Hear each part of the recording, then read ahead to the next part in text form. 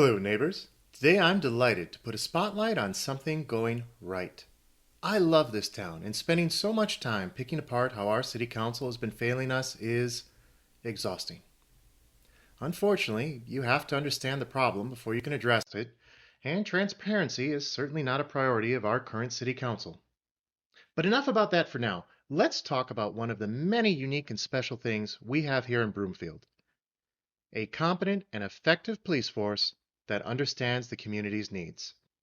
We all know the examples around the country of departments and officers that fail their communities and, frankly, make the job a lot harder for the good officers. That makes what our Broomfield police officers do every day even more impressive. On the topic of good officers, that's where it all starts. As an experienced leader, I recognize effective leadership. So my ears perk up whenever I hear our police chief talk about hiring and staffing. Just a small taste.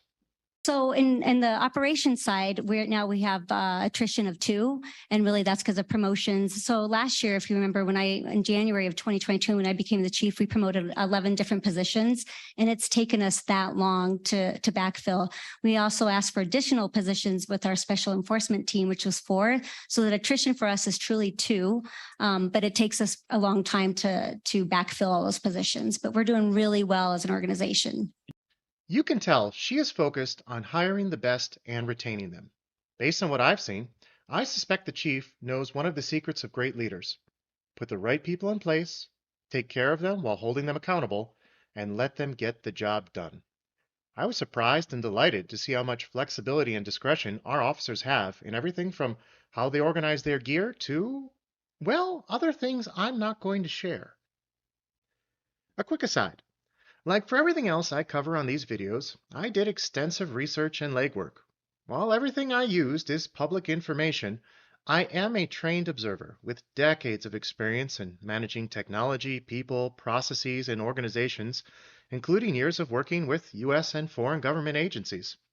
Something that may be obvious to me from the public data may not be so obvious to others, and I am not going to take the slightest risk of revealing something we don't want the bad guys to know. Therefore, in this video, I am being very cautious in what I share and exclusively showing information from the public updates from the BPD itself.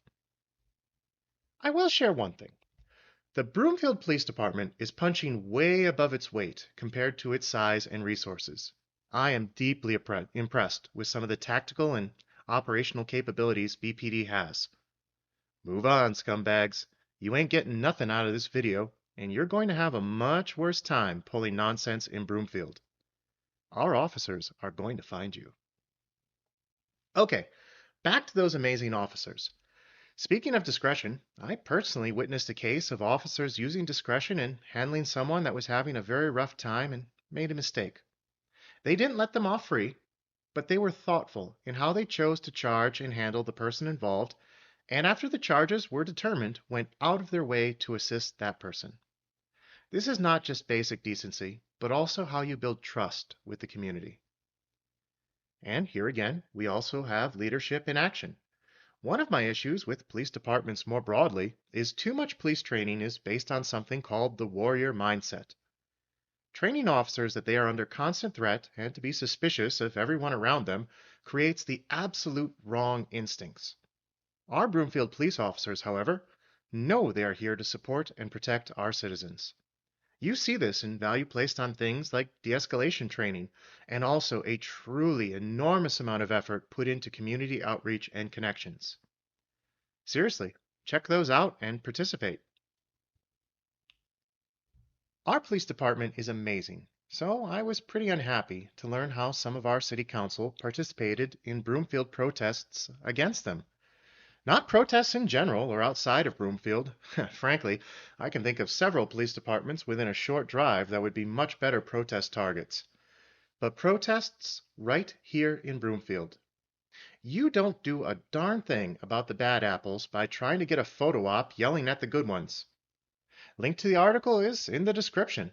According to the article, my opponent in the Ward 5 race apparently felt it important to not only attend, but to make some statements. Ouch.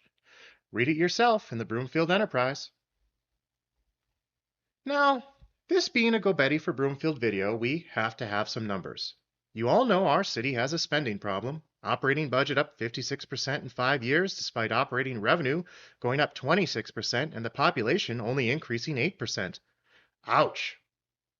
The police departments, however, have only gone up about 6% a year, so 34% over 5 years.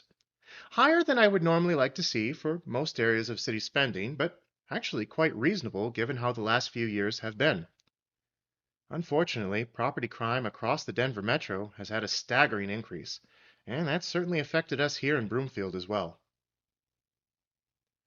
I honestly think this level of funding is about right. I would not want to decrease it, but I don't think we should increase it much either. Unfortunately, we can't really afford to. But our police have shown that they can get the job done and get the most out of their resources. And stable funding is a lot better than whipsaws up and down. Take a look. Amazing performance from BPD. Look at us versus the Metro overall. And there are other ways we can support the police, so I wish our city council would spend time talking about the rise in property crime and how we can address it. More connections to the community, more support for low-cost and effective programs like catalytic converter serial numbers, and more information on how to get the most out of cameras and other home security staples. More broadly, I've already heard some fantastic ideas on how we can strengthen mental health support, which is a key driver of our challenges and a major problem in and of itself.